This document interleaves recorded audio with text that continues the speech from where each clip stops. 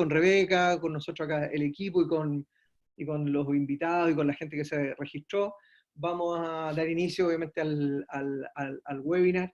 He explicado a Rebeca que precisamente vamos a hacer una pequeña presentación inicial del contexto de este ciclo de webinar, y enseguida para que pasemos directamente a tu presentación. Podemos hacerlo de dos maneras. Uno, dado que tú estás conectada, pues yo puedo dejar de presentar y enseguida tú presentas, o eventualmente puedo presentar con con la PPT que me mandaste. Así que pueden ser ambas opciones. Bueno, perfecto, perfecto. Buenísimo.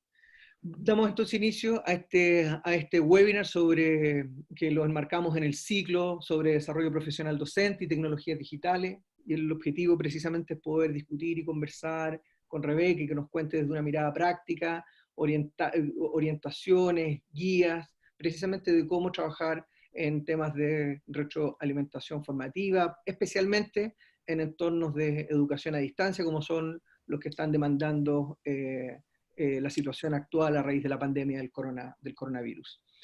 ¿Qué quiero decir? Quiero señalar inmediatamente algunos puntos claves como marco de esta presentación y de este webinar, que dice que tiene que ver con la pregunta sobre la enseñanza y el aprendizaje precisamente en contextos de crisis. La UNESCO, en un monitoreo que está haciendo diariamente sobre los sistemas educativos, estima que hoy día más de 1.500 millones de estudiantes están siendo afectados por el cierre de sus centros educativos, lo que equivale aproximadamente a más del 85-90% de la matrícula mundial. Y por lo tanto, lo que ha generado esta pandemia del COVID-19 ha tenido precisamente efectos planetarios y consecuencias en todas las esferas de la vida en sociedad, no solo en la educación, en la economía, el trabajo, el empleo, el transporte, la alimentación. Efectivamente ha ido generando precisamente efectos que son y consecuencias que han sido bien impredecibles. La crisis en el caso de la educación ha tenido y tendrá consecuencias que aún no podemos visualizar ni prever. Los países, precisamente, lo que están haciendo en este contexto es implementar soluciones y medidas que muchas veces no sabemos del todo el efecto que tendrán en el aprendizaje de los estudiantes. No sé por qué me aparecen unas líneas, y ahí pediría quizás se genera algún efecto en la presentación, que no soy yo, pero bueno. Y los países, por lo tanto, están implementando soluciones y medidas que no sabemos del todo cuál va a ser la consecuencia en el aprendizaje de los estudiantes. Sin embargo, lo que sí es posible anticipar es que esta crisis y la ausencia y la falta de posibilidad de que muchos estudiantes en el mundo y en América Latina no vayan a las escuelas y no puedan asistir, va a generar precisamente, va a tener efectos precisamente a nivel de las brechas de aprendizaje, ¿sí? A nivel de el tipo de, digamos, el proceso pedagógico, por cierto, el proceso de formación de los estudiantes probablemente de los sectores más vulnerables. Por lo tanto, lo que vemos es que en América Latina las escuelas no solo proveen procesos pedagógicos o de enseñanza o procesos de enseñanza-aprendizaje, sino que además son espacios que resguardan otro tipo de aspectos de la vida de los y las estudiantes, como son el bienestar material. Muchas de las escuelas en las zonas más pobres y las más desaventajadas ofrecen alimentación, almuerzo, desayuno, y así como también ofrecen espacios de socialización e integración social para muchos de estos estudiantes. Y por lo tanto, el problema, ¿sí?, o más bien la crisis, no se va a expresar solamente a nivel, digámoslo así, pedagógico, sino también en estos otros tipos de dimensiones. Y ahí precisamente los gobiernos y los ministerios de educación en la región van a reaccionar y están tomando medidas que son de diferente naturaleza. En el contexto del coronavirus, ¿sí?, y de la pandemia, lo que ha ocurrido es que con el cierre de muchos sistemas educativos, a nivel de preescolar, escolar, primaria y secundaria, y también a nivel de educación terciaria, muchos países están precisamente y han optado por mover sus contenidos curriculares, ¿sí?, a Internet y a plataformas en línea. Sin embargo, una de las cuestiones que nos parece centrales es poder entender que, por ejemplo, la penetración de Internet no es equitativa o es muy desigual entre los países y al interior de los países. Hay países, por ejemplo, como en Centroamérica, estoy pensando en Nicaragua, El Salvador, que tienen niveles de penetración de Internet en los hogares menor al 20%.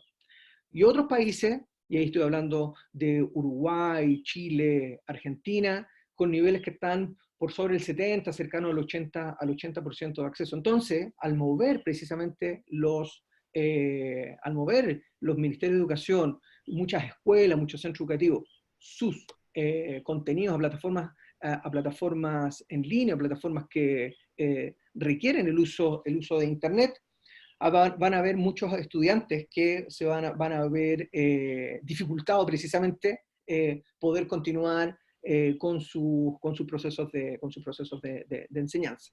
Y por lo tanto, esa ya es una primera línea en la cual debiésemos, ¿sí?, y los países debiesen, los ministerios debiesen considerar respecto de cómo van a esos países en donde la penetración de Internet es más baja, cómo van a resolver la continuidad de su proceso pedagógico. Sabemos que algunos países, estoy pensando en Ecuador, en Argentina, en México, algunos de los casos que conozco, están optando por los medios tradicionales, y muchos de ellos están volviendo a usar la televisión precisamente como espacios y plataformas para acompañar y brindar precisamente el proceso pedagógico y hacer que los estudiantes precisamente mantengan continuidad en su proceso escolar. Entonces, esa primera línea nos enfrenta a una segunda línea, que es precisamente los estudiantes que efectivamente están conectados a Internet, pueden acceder a las plataformas en línea y establecer procesos de educación a distancia, y en ese grupo la pregunta que surge inmediatamente es cuáles son las competencias precisamente de docentes y estudiantes que son requeridas precisamente para poder desenvolverse en estos procesos pedagógicos en línea o a distancia. Educación a distancia, teleeducación, educación virtual, digamos, algunos de los conceptos que precisamente se utilizan para dar cuenta de estas dinámicas. Entonces, como sabemos, lo que ha venido ocurriendo es que debemos considerar, e instituciones como Suma estamos precisamente trabajando en esa línea de cómo poder resguardar las dimensiones de calidad, equidad e inclusión educativa, pensando precisamente en la relación, el proceso pedagógico que se da en estos espacios virtuales, en el uso de plataformas en línea. Por lo tanto, lo que nosotros hemos querido hacer con esta serie de webinars es poder identificar algunos contenidos y algunas temáticas claves, ¿sí?, que sabemos que van a requerir y pueden ser de ayuda precisamente para los docentes, ¿sí?, y para los procesos que están desarrollando, poder identificar, más bien en un sentido muy práctico, ¿sí?, algunas recomendaciones de lo que muestra la experiencia, lo que muestra la evidencia científica, de cuáles serían esas prácticas a poner o a resguardar y a desarrollar y a poner en práctica en contextos como los que estamos viviendo. En suma, hemos tenido una fuerte preocupación, y ha sido nuestro mandato precisamente, trabajar por el derecho a la educación de todas y todos los niños, asegurar una educación de calidad, equitativa e inclusiva, y nuestro foco de trabajo precisamente en la región. Y parte de nuestro mandato precisamente es poder brindar y lograr articular este tipo de espacios donde podamos ir compartiendo esas buenas prácticas, podemos ir compartiendo los aprendizajes que existen en la región, invitar a especialistas en la materia, y por eso que ahora hemos invitado a Rebeca Nijovic, a discutir sobre la práctica de la retroalimentación formativa. Suma, para los que no nos conocen, probablemente hay muchos que no nos conocen, somos un laboratorio de investigación e innovación, que fuimos creados allá en el año 2016 como un bien público regional por parte del Banco Interamericano de Desarrollo, con el apoyo de 10 ministerios de educación de la región. Si pudiera decir en términos generales cuál es nuestra misión, es poder conectar el conocimiento, la evidencia científica de aquello que sabemos que funciona y que mejora los aprendizajes, que mejora la colaboración, que mejora el trabajo en el aula, ¿sí?, con las decisiones que se toman ya sea al nivel de políticas y prácticas educativas. Nuestros principios, ¿sí?, tienen que ver con la colaboración, pensar una mirada a nivel regional, poder identificar cuáles son precisamente las buenas prácticas que se desarrollan a nivel comparado, no solo en la región, no solo en América Latina, sino en el resto del mundo. Y por supuesto, y conectar el trabajo de los diversos actores del sistema educativo. Esta, precisamente, es la expresión de este principio de conectar el trabajo que están haciendo múltiples actores en distintas partes de América Latina.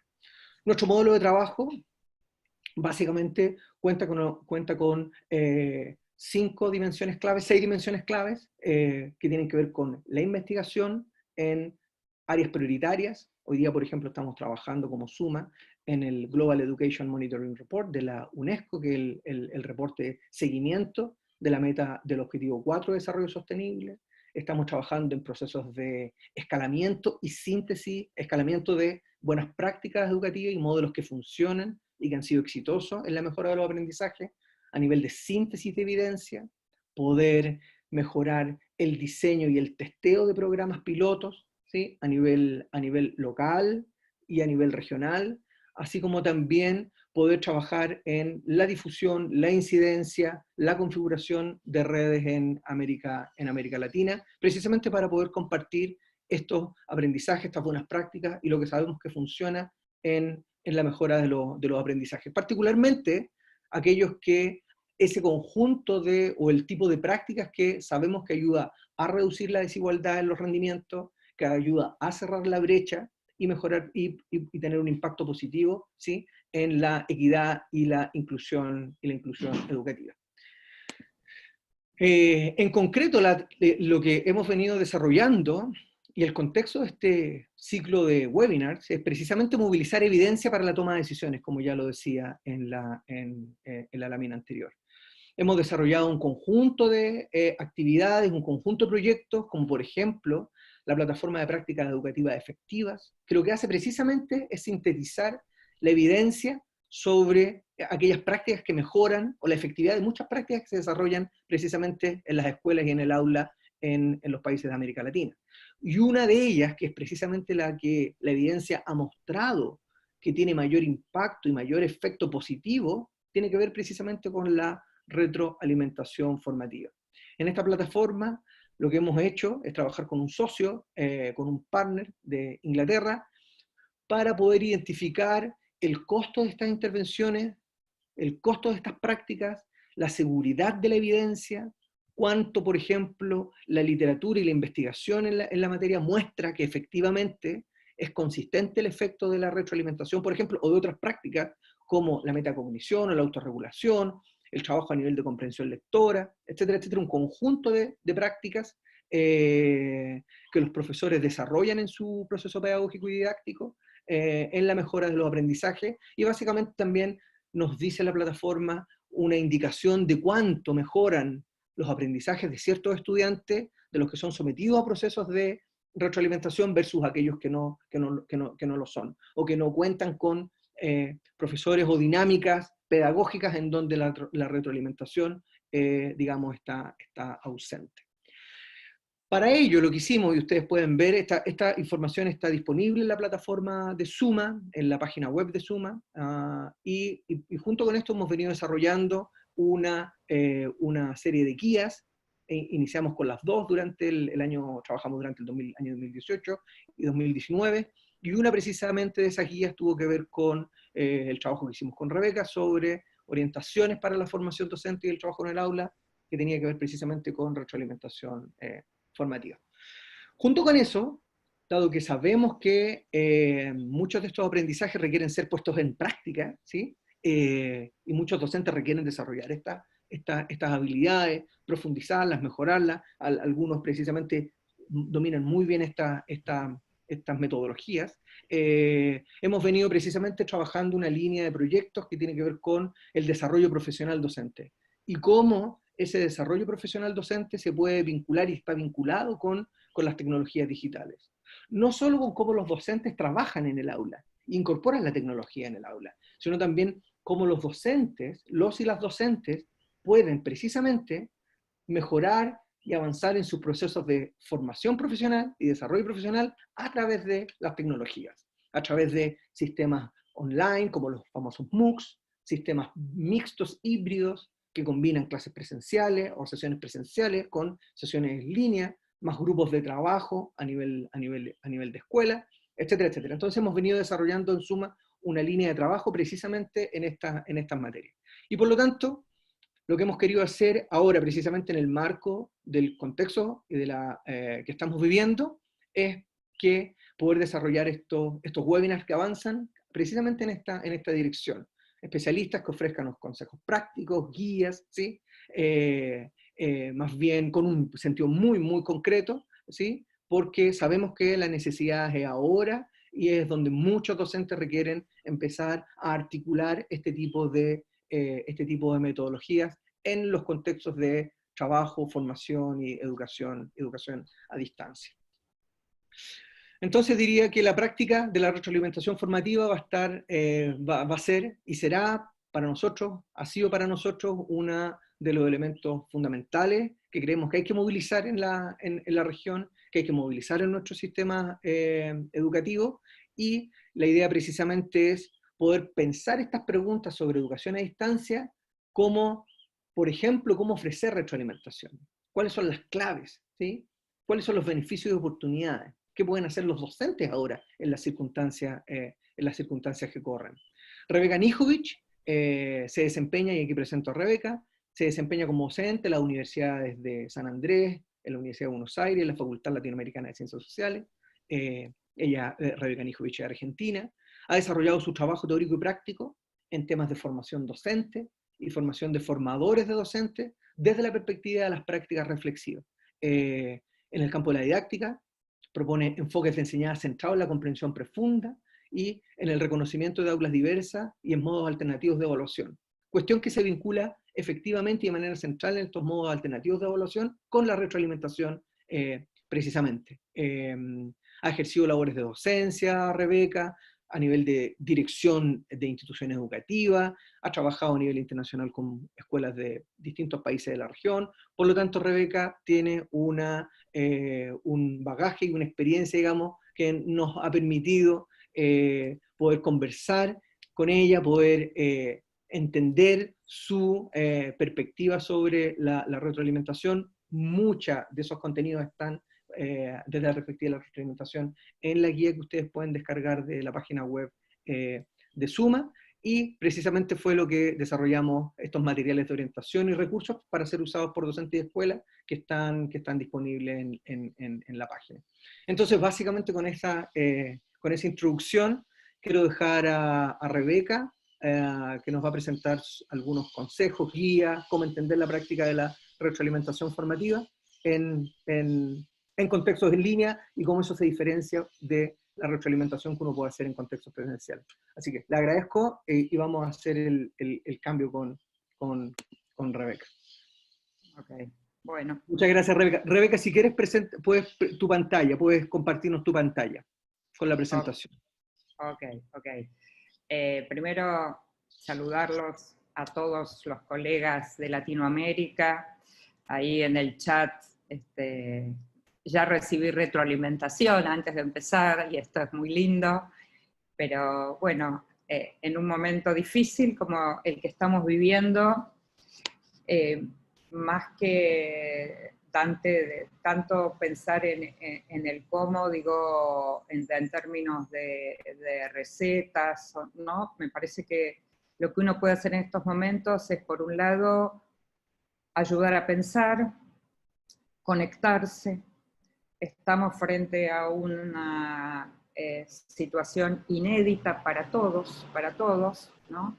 yo pensaba hoy que en realidad estamos revisando nuestros roles, pero no solamente en la educación, cada uno dentro de su casa en la cuarentena, digo, está haciendo un rol distinto en la familia, un rol distinto en su tarea profesional, un modo diferente de vincularse, y eso impacta obviamente en las emociones, no solamente en la tarea que uno hace. Yo, por ejemplo, les cuento, porque parte de la retroalimentación es conectarse con el otro. Y de las cosas que yo más extraño, más que de las cosas, son a mis nietos. Y esto para mí es nuevo. Yo los veía rigurosamente a mis 6 nietos durante la semana, y es todo un aprendizaje, digo. Entonces me parece que el impacto no es solo en el trabajo, en la profesión.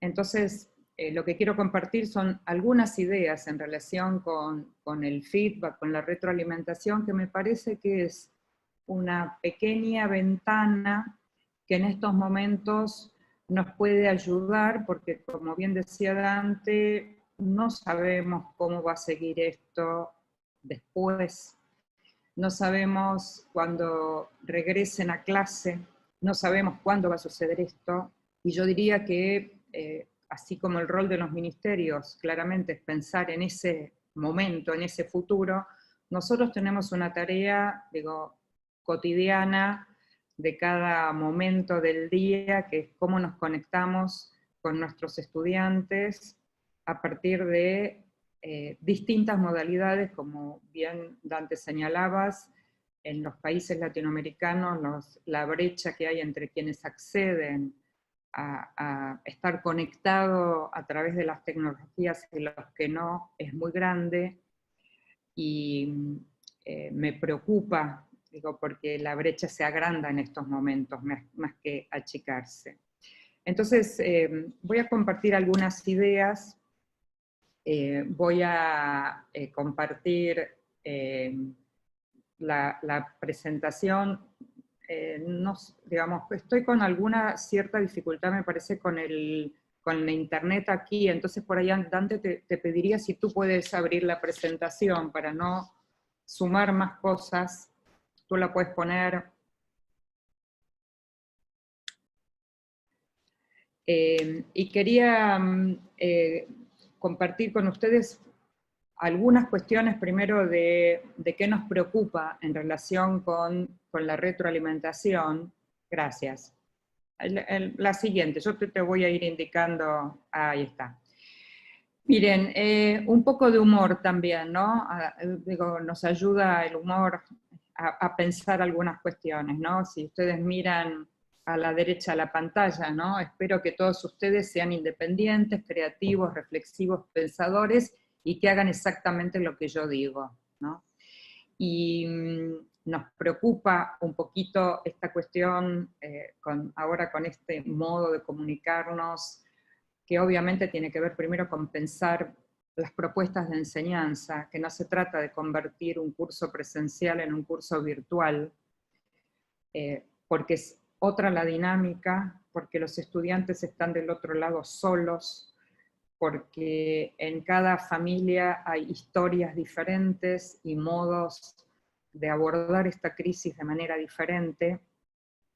Y entonces no podemos pensar en que hoy la retroalimentación es envío un trabajo, me lo mandan, corrijo, lo vuelvo a mandar. Digo, hay una dinámica en la retroalimentación que tiene que ver con el vínculo, con cómo nos vamos a conectar de las maneras que podamos, ¿no? Pero cómo nos vamos a conectar con los estudiantes. Y entonces voy a tomar algunas ideas. Si me pasas la próxima, Dante, me encanta compartir esta historieta de humor de Gaturro, que es para aquí en la Argentina, quienes conocen, usamos muchas de sus historietas, donde la maestra le devuelve, le da feedback en una escena presencial a Gaturro diciéndole que esto es horrible, espantoso, desastroso, siniestro, tétrico, atroz, horroroso, ridículo. impresentable. Y Gaturro dice, no sé por qué se queja tanto, por cada composición mía aprendemos como 50 adjetivos nuevos, ¿no? Y uno diría, con cuánta amorosidad, con cuánto amor necesitamos hoy la retroalimentación, y cómo la retroalimentación, digo, más allá de nuestro modo de devolver, hay mucha investigación, muchísima, es uno de los temas que más investigación tiene hoy en el campo de la evaluación, mostrando cómo las buenas retroalimentaciones mejoran o ayudan, contribuyen a mejorar los aprendizajes. Entonces, quiero también mostrarles la siguiente diapositiva, Dante, mostrarles un ejemplo. Fíjense cuánto tenemos para aprender de la retroalimentación, ¿no? Fíjense, esta es una maestra, le escribió "está muy bien" a un trabajo que hizo un niño, sé que puedes hacerlo mucho mejor. Y fíjense si yo me quedara con esto ahora virtualmente, ¿no? Y fuera un niño, primero me pregunto si está muy bien, ¿por qué tengo que hacerlo mejor? Por segundo también me pregunto qué tendría que hacer para hacerlo mejor. Y allí no tengo ninguna indicación, estoy sola del otro lado tratando de entender qué es lo que debería hacer. Con lo cual tenemos una preocupación muy importante, entre muchas otras de la retroalimentación, es con cuánta claridad vamos a decir las cosas que decimos. Cómo pensar que quien está del otro lado no entiende, pero no entiende porque no presta atención, no entiende porque no soy suficientemente clara, porque no lo tengo al lado para reexplicarle si es que no lo entendió. Con lo cual uno diría, esta es una retroalimentación que no ayuda, que no contribuye, que me hace muy feliz a mí porque me dice que mi trabajo está muy bien, pero tampoco entiendo ni por qué está muy bien, ni cómo podría hacerlo mejor. Entonces, en la siguiente diapositiva, nosotros vemos y podemos diariamente comprobar esto, que no hay nada más frustrante para un estudiante que trabaje semanas, ¿no?, en una tarea o en un proyecto, para encontrarse al final que alguien le diga que no está haciendo bien lo que está haciendo. Entonces, esta retroalimentación de la cual estamos hablando nosotros, los especialistas la llaman formativa. Y la llaman formativa justamente porque la intención tiene una intención de impactar en la mejora de los aprendizajes. No es más la retroalimentación histórica, porque el concepto de retroalimentación no es nuevo. Nosotros recibimos caritas, sonrisitas, muy bien, felicitaciones, durante muchos años de nuestra vida, y planteamos qué lindo recibir cuando una maestra, un profesor nos dice muy bien tu tarea, pero en realidad esa retroalimentación no es formativa, porque esa información no me alcanza a mí para poder entender qué es lo que tengo que hacer, para saber qué es lo que tengo que mejorar. Entonces, en la siguiente diapositiva, también quiero enmarcar este concepto de retroalimentación dentro de las funciones de la evaluación formativa. Y en esas funciones de la evaluación formativa tenemos dos cuestiones fundamentales. Uno, que la evaluación formativa nos permite dar cuenta, o sea, no solamente acompañar, sino dar cuenta de lo que el alumno está aprendiendo. Y entonces uno diría, en estos momentos que no los tenemos al lado, nos vuelve una pregunta todo el tiempo: ¿cómo vamos a saber que están aprendiendo? ¿Cómo vamos a saber nosotros y cómo van los que están aprendiendo? Y esto nos coloca a repensar y a revisitar y a entender un poco las raíces, ¿no?, del concepto de retroalimentación. Entonces vamos a la siguiente, y fíjense que tenemos dos antecedentes teóricos para apuntalar esta idea de retroalimentación. La primera, el concepto de Vygotsky, tantas veces estudiado, tantas veces utilizado, ¿no? Con la idea de la zona de desarrollo próximo, ¿no? Y uno dice, esta idea de que el niño, el adolescente pueda hacer de manera independiente lo que inicialmente lo hacía con ayuda. Y eso se vincula con la siguiente diapositiva y concepto, que es el concepto de andamiaje, ¿no? Que esta idea, en la siguiente, Dante, en la siguiente diapositiva, que es esta modalidad de guía, de indicaciones, de estímulos que nosotros, los adultos, que es el concepto tradicional, pero hoy diríamos también los pares, y me parece que ahí tenemos otra ventana de apertura maravillosa, que es cómo enseñar a retroalimentar entre pares, no solamente desde nosotros los adultos. Y en ese sentido, también agregar a estas dos ideas de andamiaje y zona de desarrollo próximo como fundamento teórico de por qué la retroalimentación formativa, para no entenderla simplemente como una cuestión metodológica o como una cuestión instrumental, sino con profundas raíces de aprendizaje colaborativo, con profundas raíces de la colaboración entre un adulto y un niño, y entre los niños o entre los adolescentes entre sí.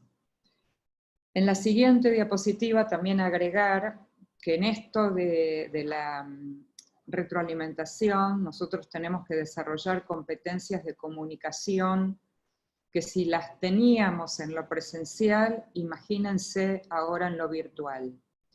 Cuando yo no puedo ver la cara, porque no siempre puedo estar sincrónicamente o puedo enviar un video, y cuando escribo o cuando mando un mensaje, ¿qué nos pasa cuando escribimos un correo y el otro lo lee y entiende que lo estoy agrediendo, o entiende que estoy enojada, o porque escribí con letra mayúscula imprenta, o porque no saludé, ¿no?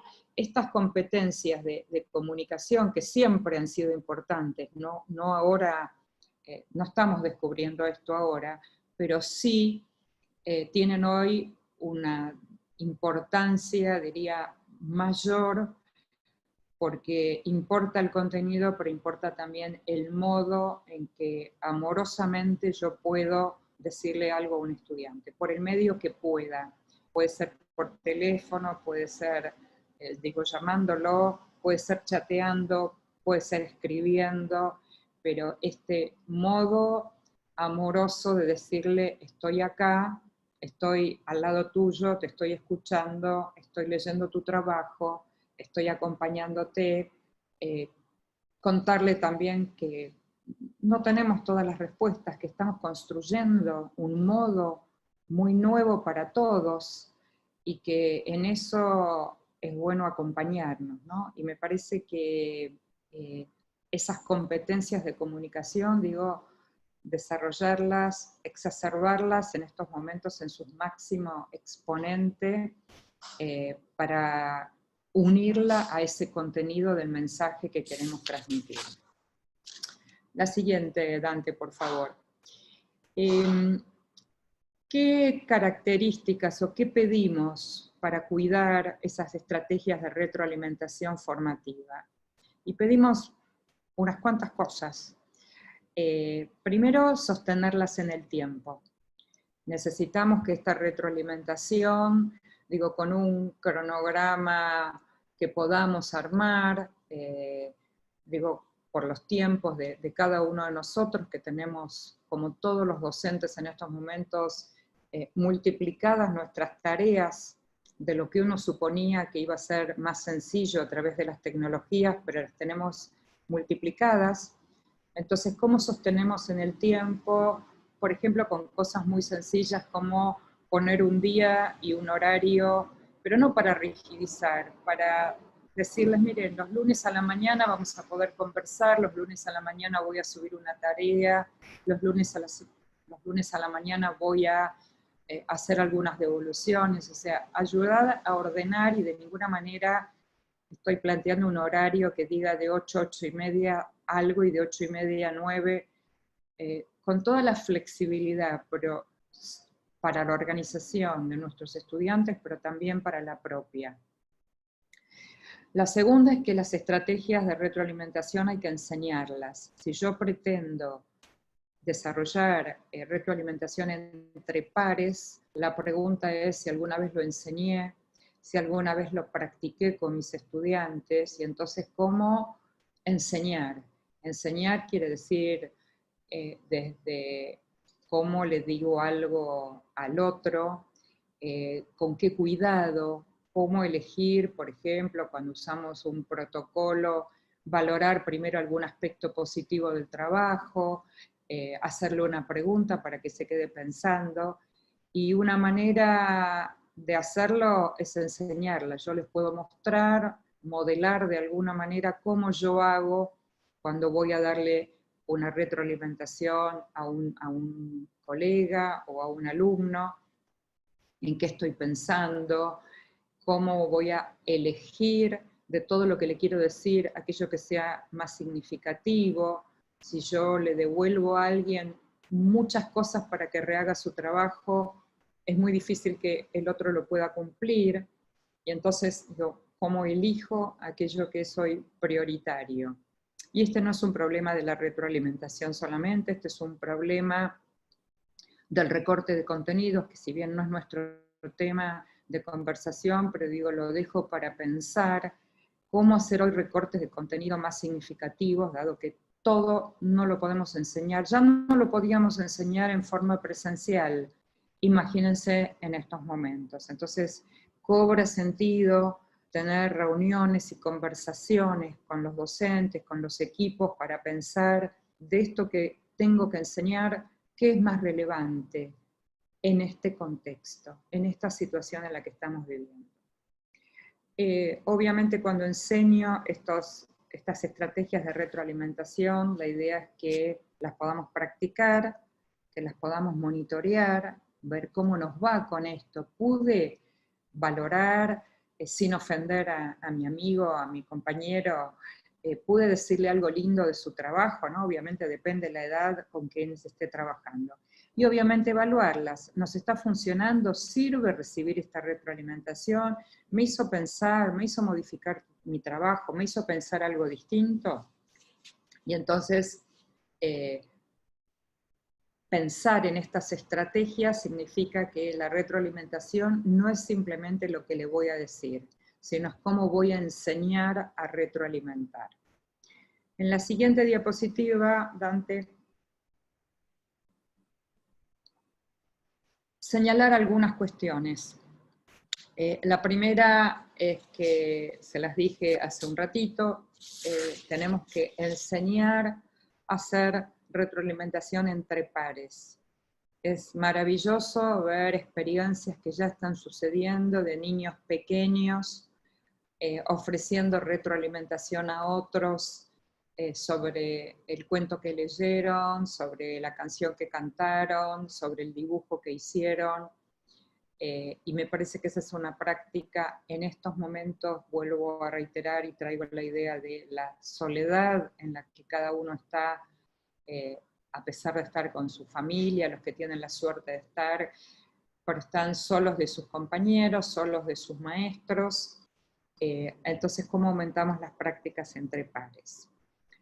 ¿Cómo pensar variedad de estrategias? Y acá no hay mejor es el video, mejor es el audio, mejor es un podcast, mejor es el chat. Me parece que hay que apelar a todas las posibilidades disponibles, creativas, las que nos podamos imaginar, y usarlas y probarlas. Y tal vez no nos resulten, o algunas nos resulten mejor que otras, o algunos niños o jóvenes les resultarán mejores unas que otras. También les decía hace un ratito, consignas claras.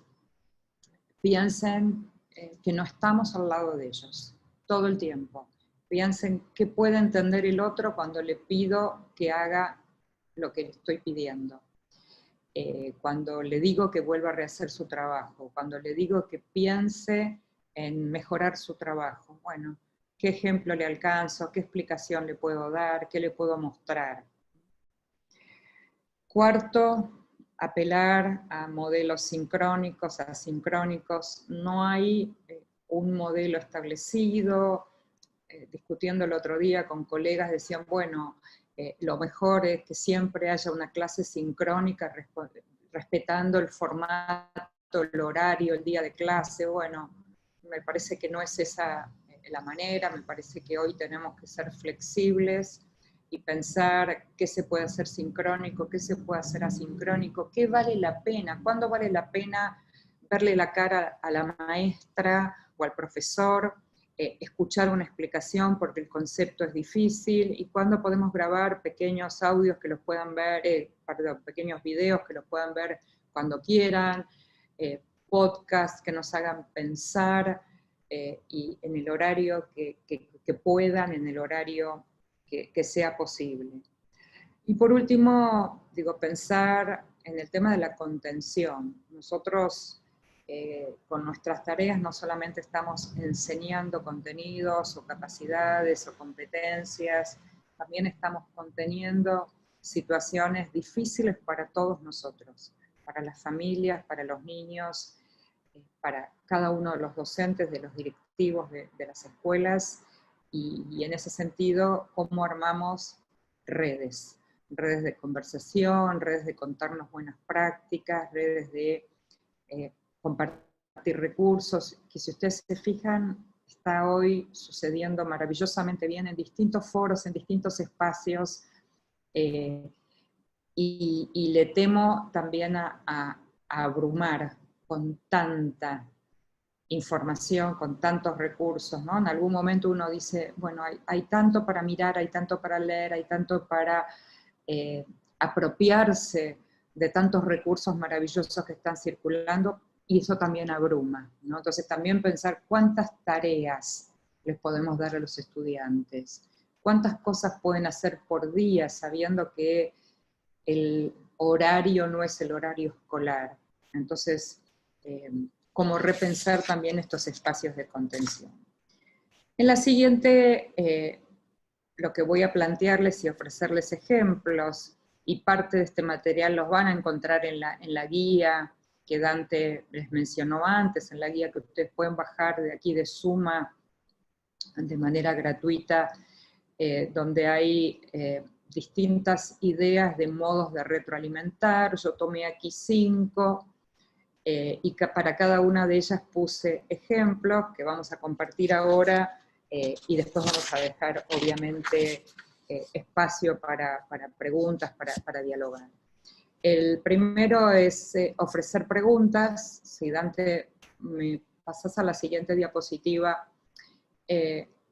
Ofrecer preguntas es una maravillosa manera de ofrecer retroalimentación, que es dejarle al alumno algunas preguntas sobre el trabajo que hizo. Aquí tienen 2 ejemplos. Como verán, lo escribí en chileno, no en porteño. Me cuentas cómo lo pensaste, en porteño le diría, me contás cómo lo pensaste.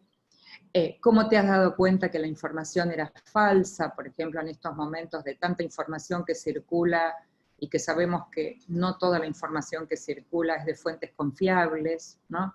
Entonces son esas preguntas para que el alumno, a veces para que las responda, otras veces como una invitación a que se quede pensando en lo que hizo, ¿no?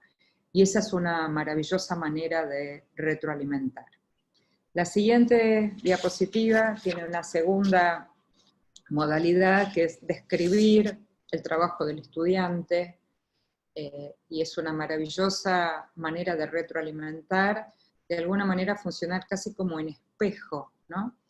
Y aquí tienen 2 ejemplos. Los buenos cuentos que leímos tienen un inicio, un desarrollo y un fin.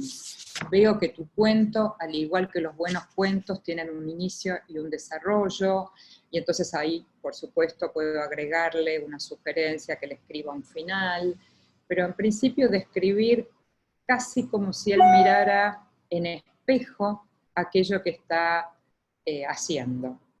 Observo que definiste correctamente el planteo de problemas, resolviste muy bien tus cálculos utilizando fórmulas, explicás con muchos detalles el modo en que lo resolviste. Muy bueno tu trabajo. Fíjense que no son puras estas modalidades, sino se van combinando la descripción con una valoración, la pregunta con una sugerencia, pero en principio tener estas 5 nos permite como pensar, discriminarlas primero para después poder combinarlas. La tercera modalidad, en la diapositiva siguiente, valorar los avances y los logros. Me doy cuenta que has podido resolver el problema sola, sin ninguna ayuda, tal como nos propusimos al principio de este proyecto, nuestras metas de aprendizaje. Felicitaciones. Fíjense que estoy valorando un avance, un logro que la alumna ha tenido. El otro ejemplo, has podido darte cuenta si las imágenes de los paisajes chilenos que utilizamos en la clase se corresponden con las informaciones que aparecen en ellas. Muy buen trabajo, ¿no? Fíjense que estamos ayudando al estudiante a identificar cosas que está haciendo bien, con lo cual la retroalimentación pone foco en valorar el avance, valorar el logro, no quedarnos parados sobre el error, sobre lo que no está bien, sino valoración de los aspectos positivos. La cuarta, en la siguiente diapositiva, ofrecer sugerencias, y acá tienen otra vez 2 ejemplos. En este trabajo nos muestra cuánto has aprendido sobre historia del arte, describes claramente las similitudes y diferencias entre las 2 obras. Te sugiero que agregues ejemplos concretos que correspondan a 2 pintores europeos actuales. Fíjense que no es que digo la actividad está maravillosa, no hay nada que mejorar. Les señalo las fortalezas, algo que hizo bien, pero les sugiero que haga algo para mejorar esa tarea. En el segundo ejemplo, has descrito con mucho detalle las consecuencias de la Gran Depresión en 1929. Para completar tu trabajo, te propongo trabajar con esta tabla que te ayudará a organizar la información sobre los elementos de continuidad y cambio a partir de las imágenes.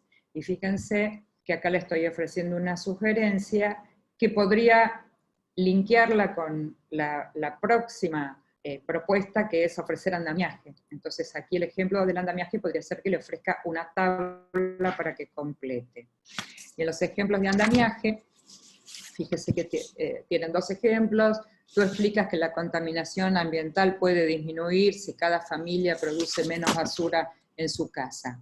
¿Piensas que alcanza con esta práctica para ahorrar? Fíjense, ahí lo que hice fue agregar una pregunta.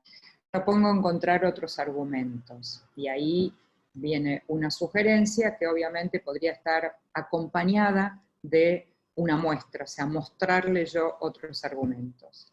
Lo mismo en el ejemplo de abajo, en el ejercicio 1, has encontrado la relación entre el volumen del cilindro y el cono, aunque cuentas que todavía no estás seguro si está bien resuelto.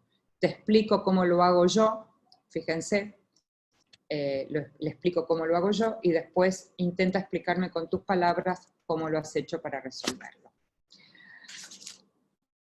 Esos son 5 modos de ofrecer retroalimentación. Vamos a un par de ejemplos en la siguiente diapositiva, Dante. Fíjense las rúbricas, que ustedes las conocen, que muchos de ustedes las usan. Para nosotros las rúbricas son un maravilloso recurso de retroalimentación. Fíjense que acá es una combinación en realidad de lista de cotejo, que todavía no se convierte en una rúbrica, pero es como el primer paso, ¿no? Donde no está puesto en primera persona para que un alumno también pueda autoevaluarse, y no solamente le pedimos que conteste sí o no, sino que pueda subir una evidencia, que pueda copiar una evidencia de lo que dice sí o no, y tengo una columna al lado para ofrecerle retroalimentación. En el siguiente ejemplo, la siguiente diapositiva, fíjense, tengo aquí algunas frases que me parecía interesante tomadas de distintos docentes en relación a cómo cómo dieron feedback, cómo dieron retroalimentación cuando encontraron dificultades, cuando los alumnos encontraron dificultades en la tarea. Y elegí algunas, hay muchísimas más, pero esto es de lo que los docentes están haciendo cotidianamente y me parecieron maravillosas, por eso las comparto. Dime cómo lo estás haciendo, explica en voz alta lo que haces. Ahora vamos a ver otras posibilidades. Por ejemplo, vamos a ir contando juntos lo que haces, ¿no? Y me pareció una maravillosa manera de ofrecer retroalimentación, sencilla, acompañando, ¿no? Vamos a ir contando juntos lo que haces. La segunda dice, mira, voy a mostrarte algunas estrategias que podrías usar para resolver esto. Describe el proceso que quieres seguir con esta actividad. Le muestro, pero también le pido que él diga cómo quiere hacerlo. Le pregunta otra maestra qué partes en concreto son las que te resultan difícil. Vamos a verlas más despacio. Fíjense que otra vez lo tranquilizo. Lo vamos a ver juntos, lo vamos a ver despacio. Vamos a ver qué están haciendo otros compañeros, así nos explican cómo lo hacen. ¿Qué te parece si anotamos algunas ideas como ayuda para la próxima vez? Fíjense con ejemplos muy sencillos, muy claros, cómo podemos ofrecer retroalimentación. La siguiente, Dante, que ya vamos terminando, esta es muy sencilla, muchos de ustedes ya la usan, pero me parecía que pensando en los niños más pequeños, donde tal vez un poco más complejo pensar en la retroalimentación, usar el semáforo, ¿no? Fíjense, el rojo todavía no lo entiendo, el amarillo creo que lo entiendo, pero no lo puedo explicar, y el verde lo entiendo y se lo puedo explicar a una compañera. Fíjense que esto me permite hacer autoevaluación, me permite hacer evaluación entre pares, porque si alguien pone el rojo, puedo juntarlo con un alumno que está en amarillo o en verde, y entonces, o juntar a los 3 que están en rojo, a los 3 que están en amarillo, o sea, me abre una cantidad de posibilidades interesantes. Estos son ejemplos, muchos de ellos los van a encontrar en el material editado por Suma, y si vamos a la última diapositiva van a ver que en la guía de la retroalimentación formativa van a encontrar, digo, les puse el índice para que vean, van a encontrar un marco conceptual que explica qué es la evaluación y la retroalimentación formativa, van a encontrar un capítulo pensado en la escuela, porque la idea de que la retroalimentación formativa no es solamente de los docentes a los estudiantes, es también de alguien que está en la biblioteca para con un estudiante, de la secretaria cuando, bueno, atendía al teléfono en forma presencial, digamos, como la retroalimentación es un modo de instalar un clima y una cultura en la institución. Van a encontrar una propuesta didáctica para instalar la idea de retroalimentación, recursos para trabajar en el aula, orientaciones para la formación y algunos ejemplos de talleres para hacer con los docentes. Si bien todo esto estuvo pensado desde lo presencial, no estuvo pensando para esta crisis, pero a mí me parece que lo que tiene que ver con el vínculo y lo que tiene que ver con el encuentro con el otro, vale para lo presencial y vale para lo virtual. Por supuesto, con las características que tiene la virtualidad, que obviamente no son las presenciales, pero me parece que el modo de comunicar, las formas de dialogar, los vínculos que establecemos, se pueden pensar desde lo presencial y se pueden pensar desde lo virtual. Yo paro aquí porque me encantaría poder dialogar, responder preguntas, lo que ustedes quieran. Muchísimas gracias, Rebeca. Efectivamente, se han ido generando en el chat muchas preguntas, así que hemos hecho la tarea de ir sintetizando, agrupando por preguntas, porque han surgido varias, digamos. Para no hacerlas una por una, quizás voy a contarte 3 o 4 preguntas que han aparecido. Eso primero. Y eso segundo, el primero es probablemente un comentario más más general de mi parte, digamos, y del haber trabajado, digamos, en la construcción de la guía y haber estado, digamos, trabajando en ese documento, en ese proyecto. Lo primero, Rebeca, dos cosas que me parecen muy, muy interesantes de destacar, es esta dimensión, diría yo, del cuidado que está detrás de la retroalimentación, el cuidado por el otro, por la otra. ¿Sí? Eso me parece que ahí hay un elemento más bien como de principio quizás ético, ¿sí? Respecto de la consideración del otro en términos que le debo un cuidado. Y puede ser un par, puede ser un estudiante, puede ser digamos, alguien que jerárquicamente está en una posición, digamos, organizacional superior de jefatura. Entonces me parece que hay una dimensión que es relevante y que en ocasiones puede chocar, diría yo, o que puede tensionar con la idea más instrumental ¿sí? Con la idea más instrumental de la retroalimentación. Te retroalimento para que consigas un objetivo que ya que está predefinido. Entonces me parece que ahí hay una tensión que probablemente desde la perspectiva de la retroalimentación hay que tener cuidado. Ese es como un primer comentario. Un segundo comentario tiene que ver con el enfoque, de alguna manera, que ha señalado de esta flexibilidad, diría yo, radical. ¿Sí? De cómo podemos ocupar el conjunto y la multiplicidad de herramientas que estén disponibles precisamente para resguardar estos principios más bien, ¿sí? O estos criterios de cuidado, de formación del otro, en este caso del estudiante, acompañamiento, guía, la discusión del andamiaje, etcétera, etcétera, etcétera. Me parece que son dos elementos que me parecía importante destacar. ¿Qué preguntas más concretas aparecen, Rebeca? La primera, una pregunta que es sobre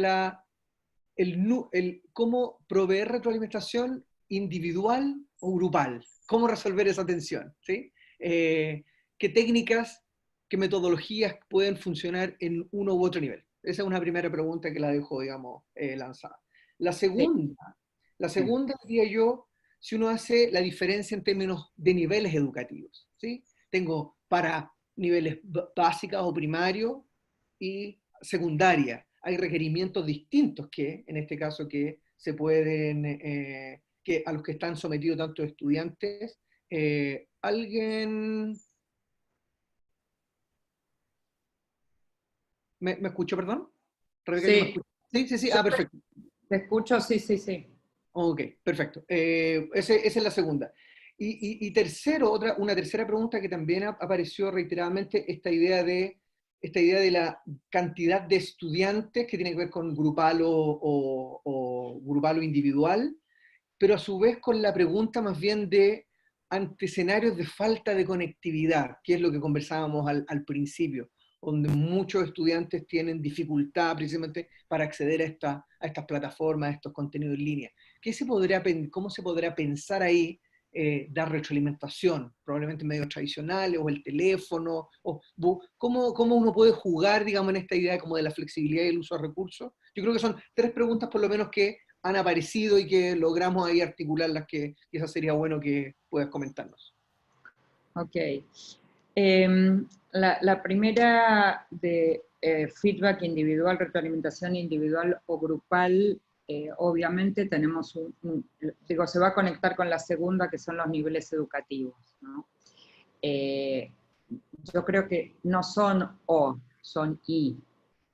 Hay momentos en que es bueno poder conectarnos de a uno, y en la medida que hay posibilidades, digo, tecnológicas estoy hablando, después vamos a tomar la tercera. Me parece que ver a la maestra en la pantalla es maravilloso. Un minuto que me salude y me dice, hola, ¿cómo estás? O me cuenta algo, o me pregunta si estoy haciendo la tarea o no la estoy haciendo. Digo, si hay posibilidades a través de cualquier, digo, por chat, por teléfono, yo he visto, me han mandado fotos, algunos papás, de la cara de sus hijos cuando la maestra aparecía o en la pantalla, ¿no? Y eso, digo, tiene un impacto emocional que digo, es fuertísimo. Entonces, digo, me parece. si podemos hacer, conjuntar, digo, a través de la tecnología, a través de como el Zoom ahora, digo, juntar a varios y hacer la devolución grupal y la conversación grupal, también es valioso. Yo creo que estamos en un momento, lo voy a decir que se entienda bien, del todo vale de lo bueno, ¿no?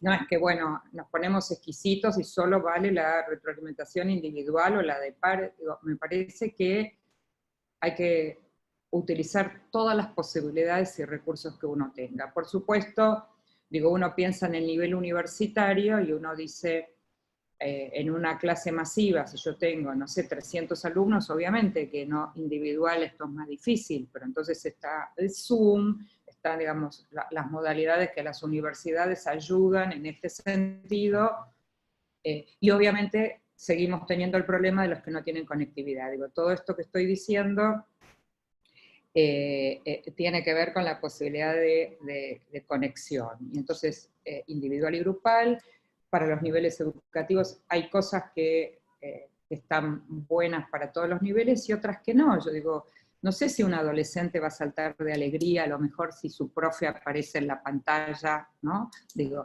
algunos sí, otros no. Entonces me parece que esto también depende, claro, de cómo uno se vincula, cómo se ha vinculado con los estudiantes, cómo, qué puertas de entrada, cómo ha encontrado, ¿no?, modos de vincularse con ellos. Y con respecto a la falta de conectividad, yo creo que hay que recurrir a todo, la radio, la televisión. Tenemos jóvenes, por ejemplo, aquí en nuestro país, por lo menos en la ciudad de Buenos Aires, de la Universidad de Buenos Aires, que se han inscrito como voluntarios para llevar comida a la gente más anciana. Bueno, yo digo, esos jóvenes podrían desde llevar una tarea, un libro, una propuesta, ¿no? Y tirar debajo de la puerta de las casas. Digo,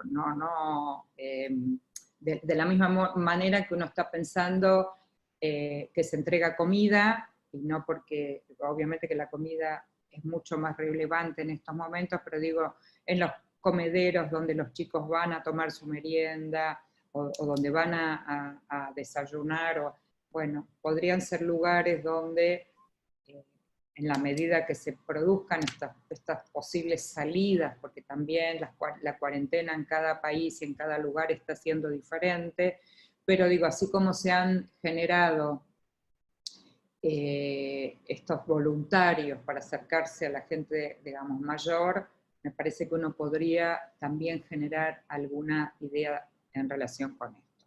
También quiero decir que depende de la cantidad de estudiantes que uno tenga, también las posibilidades, porque uno, así como dijimos, el cuidado por el otro, también el cuidado nuestro, en algún momento nos vimos desbordados, digamos, si uno, digamos, yo el otro día me preguntaba qué día era, porque no sabía si era domingo, lunes, martes, porque es como un continuo. Y uno dice, bueno, pero el domingo también ha habilitado todo lo virtual y todas las devoluciones, ¿no? Con cosas que uno va aprendiendo también, porque uno dice, bueno, a lo mejor está bueno acompañar en un domingo a determinados grupos o a determinados estudiantes, pero también tengo que ver yo si yo puedo, si yo estoy en condiciones, digo, familiares, personales, o sea, de ninguna manera estoy pensando que nosotros tenemos que responder a todo. Lo que sí digo es que las decisiones que uno va tomando acerca de a quién y de qué modo, está bueno tratar de conversarlo con alguien, con otro colega, pensar juntos. Me parece que es más difícil todo esto si uno lo hace en soledad, y entonces de repente ordenarse y decir, bueno, los martes a la mañana va a ser para este proyecto, para este programa, de repente nos ayuda. Y de repente el martes siguiente a lo mejor hubo necesidad de entrar en el medio. Me parece que estamos en un momento de esto, de estar muy atento, porque además cada día va cambiando. Y cada día la situación, digo, esto no es lo mismo que el primer día de la cuarentena, y no va a ser lo mismo que dentro de 3 días la cuarentena. Entonces, me parece que ayudarnos, estar conectados con otros, sea con uno o con muchos, pero ¿quién es colega mío en la escuela? ¿Quién enseña lo mismo que yo? Digo, más allá de las actividades que las instituciones puedan haber armado para sus equipos de trabajo, ¿no? Me parece que hay esto de hablo con otro y me ayuda a pensar, hablo con otro, le cuento la idea y el otro me dice, no sé, estás loca, eso no se puede, o me dice, qué bueno, no se me había ocurrido. Bueno, me parece que eso. Y también distribuir, ahí veo mucho en el chat, tengo 200 alumnos, tengo 300 alumnos, distribuir. Esta semana yo voy a poder darle retroalimentación en grupo a una cantidad, pero mientras voy a invitar a otros que se den retroalimentación entre pares y otros que hagan un ejercicio de autoevaluación.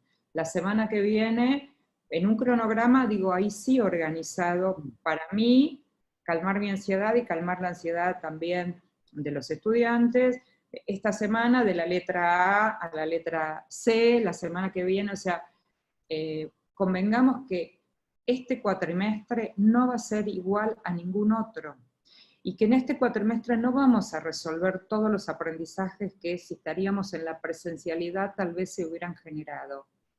Y digo, esto no es lo peor, digo, no es lo peor. Los chicos se pueden recuperar los aprendizajes. Me parece que tenemos que pensar en otras situaciones más difíciles de recuperar, que tienen que ver con la pobreza, que tienen que ver con la situación de vulnerabilidad, y los aprendizajes, digo, nadie va a quedarse, digo, nadie le va a pasar nada grave y va a aprender un poco menos, ¿no? Hay muchas propuestas hoy desde los ministerios de educación, desde las plataformas como Suma, o sea, realmente hay ahora, muchas de esas propuestas necesitan del acompañamiento de los padres. Y también esta situación no es igual en todos los lugares. Hay papás que pueden acompañar, hay papás que no pueden acompañar aunque quieran, hay papás que están ocupados en tareas realmente relevantes como son los de salud en estos momentos. Y entonces, a veces no es que no hay propuestas, digo, propuestas creo que tenemos por suerte un montón, pero sepamos que no todas las casas tienen las mismas posibilidades. Entonces yo digo, casi el menor de nuestros problemas es si van a aprender un poco menos. Me parece que tenemos problemas más importantes y que obviamente vamos a seguir trabajando para que aprendan cada vez más y mejor. Pero digo, nada, a ningún niño le va a pasar nada por 2 unidades menos, 3 proyectos menos, 4 contenidos menos en estos momentos, ¿no? Perfecto, gracias Rebeca. Voy a hacer, no sé, con casi 1000 participantes es difícil dar la mano, es difícil dar la palabra, pero voy a hacer dos preguntas, comentarios, son más bien preguntas, y quizás dar la palabra a un par de personas, a 2 o 3 personas, efectivamente, para que comenten, quizás tienen algún punto importante que señalar. La primera, que tiene que ver con las preguntas que iban apareciendo en el chat, Rebeca, tenía que ver básicamente con esta tensión entre la calificación, que domina, en este caso, la evaluación de los aprendizajes, ¿sí? A partir de una escala predefinida, etcétera, etcétera, y cómo ir, de alguna manera, mejorando, modificando ese balance, sabiendo ese equilibrio entre ambas, sabiendo que los sistemas operan con este tipo de, con formas de calificación específica y de gradación de los aprendizajes, y versus, en este caso, la retroalimentación. Esa era es una primera pregunta que apareció. Y una segunda que apareció tiene que ver también con esta idea de cuando hay muchos estudiantes, y tú lo comentabas respecto de la colaboración, cómo efectivamente hay otras prácticas que pueden ayudar también, como en este caso la evaluación entre pares o la tutoría entre pares. Cómo un estudiante, digamos, que puede estar con un nivel de conocimiento más desarrollado, puede ayudar a un estudiante o puede darle retroalimentación y feedback a un estudiante que está, digamos, en un nivel inicial de una materia, un contenido específico. Entonces me parece que hay dos, de nuevo, que aparecen en el chat y que quizás podrían ser interesantes que reflexionaran sobre eso. Sí. A ver, en relación con la cantidad de preguntas, digo, ofrezco con toda amabilidad y amorosidad, si quieren juntar todas las preguntas después del webinar, me las pueden mandar. Yo puedo grabar un audio, un podcast con respuestas o reflexiones, se los mando y ustedes los suben a la plataforma, o sea, eso desde ya estoy dispuesta, así que ustedes administren eso. Buenísimo. Muchas gracias, Rebeca. Surgió entonces una nueva herramienta, un podcast. Vamos a hacer ahora, vamos a pasar a podcast. Podcast amoroso con música de fondo. Muchas gracias, Rebeca.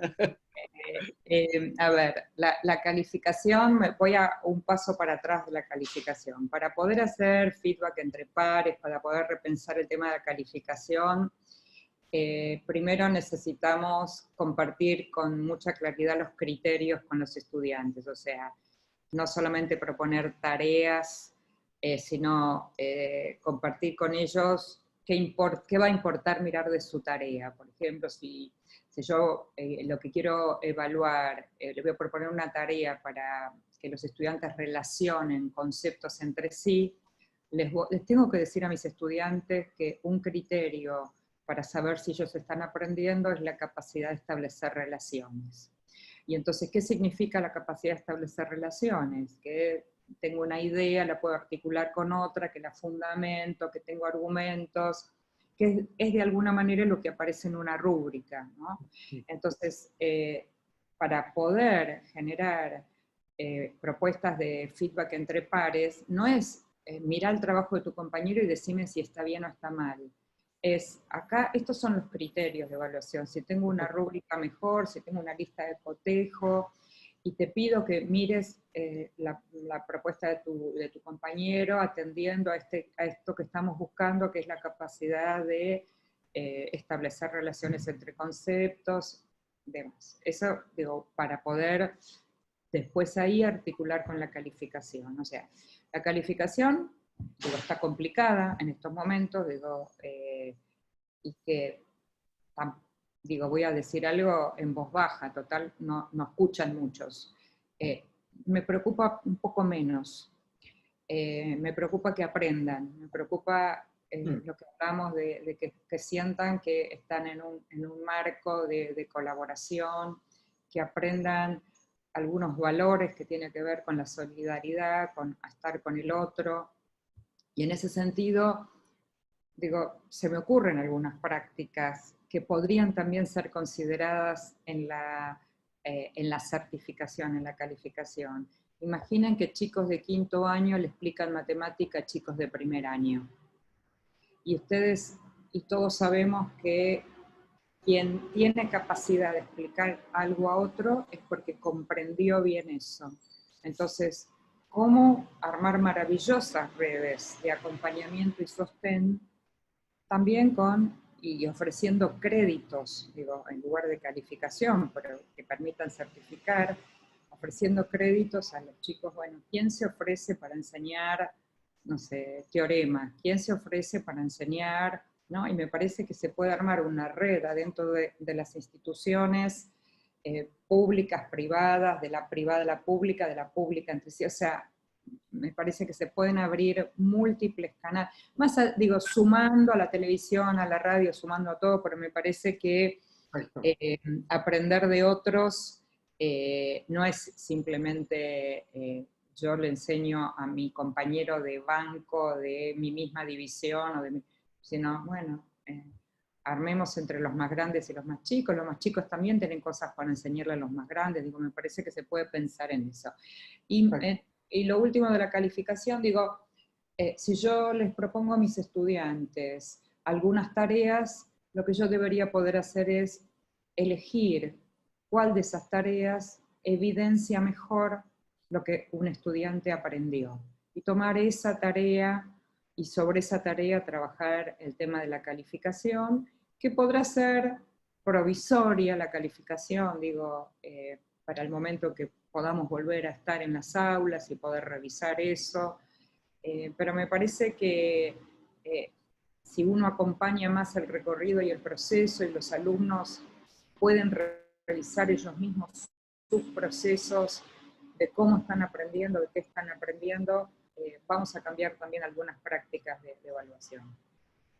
Perfecto, gracias Rebeca.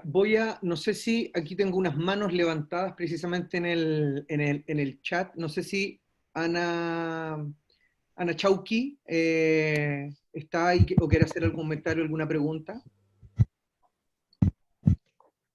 Hola. Ana, te escuchamos, sí. Sí.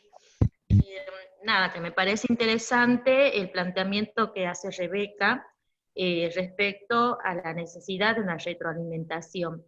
Yo vivo acá al norte en Argentina, donde muchos no tienen conexión, pero he podido vivenciar que muchos de los compañeros y docentes han utilizado distintas estrategias para llegar a sus estudiantes en este momento.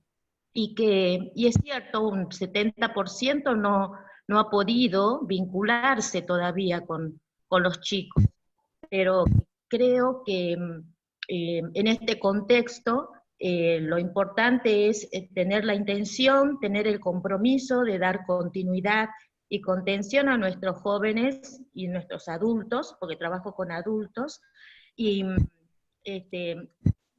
nada, simplemente felicitar a Rebeca por este gran aporte que nos hace, porque muchos docentes observo que están muy preocupados, que pasan muchos días de clase, qué calificación vamos a poner, y lo importante es generar ciertas actitudes y procesos dentro del propio núcleo familiar y de nuestros propios alumnos en relación con nosotros los docentes, ¿no?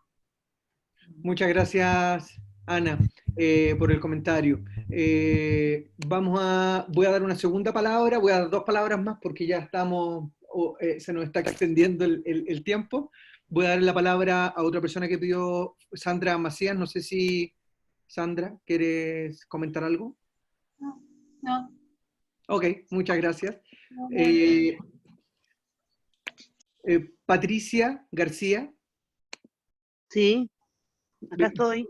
Si levantaste la mano, no sé si quieres hacer algún comentario, lo estoy No, viendo. no, agradecerle a Rebeca, bueno, yo hice un postítulo con Rebeca en la Universidad de San Andrés, y agradecerle que esto es bueno reforzar y lo voy a compartir con mis docentes. Yo soy directora en la escuela secundaria en Berazategui. Perfecto, muchas gracias. Muchas gracias. Patricia García, perdón, Jessica Bordón, si quiere hacer algún comentario o alguna pregunta. No sé si me escucha. Se te escucha perfectamente. Bueno, no, yo le quería agradecer mucho a Rebeca y también, por ejemplo, yo soy estudiante del profesorado de primaria y a mí lo que también he visto en estos días son la inquietud de muchos padres. Yo creo que por ahí los chicos hoy pueden llegar, aunque les cueste, adaptarse a estas nuevas modalidades. Lo que sí he visto a muchos padres entrar en pánico, a compañeros, amigas, madres, padres, y es eso, a que a ellos les está costando más adaptarse a estas nuevas modalidades y a lo mejor también como, no sé, infundarles tranquilidad, de como también, o como que se relajen, de que de a poco nos vamos a ir adaptando todos, no sé, es algo que eso es lo que he visto mucho en estos últimos días. Ok, muchas gracias. Rebeca, no sé si quieres comentar sobre las palabras que han dado. Estamos aprendiendo todos los días, o sea, es nuevo para todos. No tenemos respuestas prearmadas, me parece que es una construcción, me parece que tenemos que aprender a escucharnos, a conversar, a probar recursos, estrategias, a reconocer quién necesita más ayuda que quién. Me parece que digamos, estamos en un camino difícil, pero al mismo tiempo me parece que nos tiene que servir para pensar, nos tiene que servir para acompañarnos, nos tiene que servir para entender que algunos la están pasando peor que otros y que tenemos que pensar en distintas cosas para distintos estudiantes. Claro que los papás están preocupados, pero no solamente por el aprendizaje, digo, estamos preocupados todos por todo el contexto, estamos preocupados por tantas cosas, con lo cual es entendible y nada, creo que estamos haciendo muchas cosas, todos los educadores, cada uno de su lugar, intentando, como decía la colega antes, llegar a todas las casas, y maravilloso cuando uno dice, llegué a un alumno más, encontré a otro más, pude hablar por teléfono con este otro. Me parece que es una construcción día a día, y vamos aprendiendo, y yo creo que seguramente vamos a salir fortalecidos en los aprendizajes que hagamos en este tiempo, con toda la dificultad, porque nada de lo que estamos haciendo es sencillo para nadie. Digo, ni para los políticos en su rol, ni para los maestros, ni para la gente de salud. Digo, estamos realmente aprendiendo, pero me parece que sabemos mucho, cada uno de nosotros, con su historia, con su formación, y sobre todo, y lo vuelvo a repetir, con no estar solos, ¿no? Hay que buscar todo el tiempo con quién puedo dialogar, con quién me es más fácil conversar, compartir la idea que tengo, el criterio que tengo de evaluación. Realmente me parece que esto es lo que más nos ayuda. No hay receta escrita de qué hacer con el coronavirus y sus consecuencias. Gracias, Rebeca. Voy a tomar, y en honor al tiempo, voy a tomar dos últimas palabras. Voy a dar la palabra a Julio, que tiene las manos levantadas, y así ya, por favor, ahí cerramos en su intervención o pregunta muy, muy rápida, por favor. Julio, di la palabra. ¿Bien? Ahí, Julio, sí, perfecto, que tenía la mano levantada. Dale, Julio. Desde Buenos Aires, Lomas de Zamora, del Instituto 103.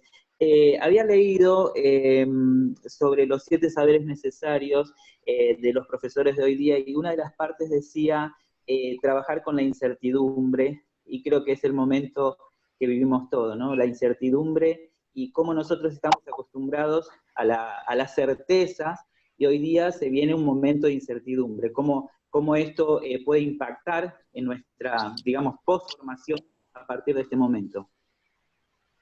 Sí, claro. Creo que la incertidumbre podría ser la palabra que nos atraviesa en estas semanas. Y creo que contra la incertidumbre lo mejor es pensar.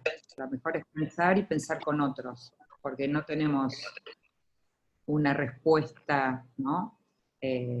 Con lo cual, sí, estamos en zona de incertidumbre. Y vamos construyendo respuestas que vamos compartiendo, que vamos probando, que vamos diciendo, a mí me funcionó esto, qué bueno, tal vez lo comparto para que lo prueben, a mí esto no me funcionó, pero igual lo comparto porque tal vez a otros sí. Y estamos aprendiendo mucho de nuestros estudiantes. Nuestros estudiantes también nos están enseñando muchísimas cosas, con lo que dicen, con lo que hacen, con lo que nos comparten, con lo que nos preguntan, con lo cual, sí, nos está atravesando la incertidumbre.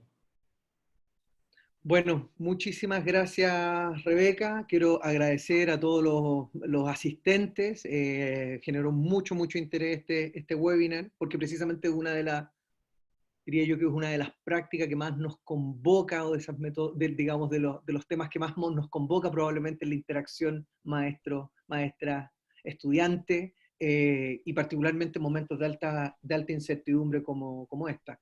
Así que bueno, vamos a tomar la palabra y vamos a recopilar las distintas preguntas que están ahí, y vamos a hacer quizás un pequeño audio, precisamente para poder responderlas todas.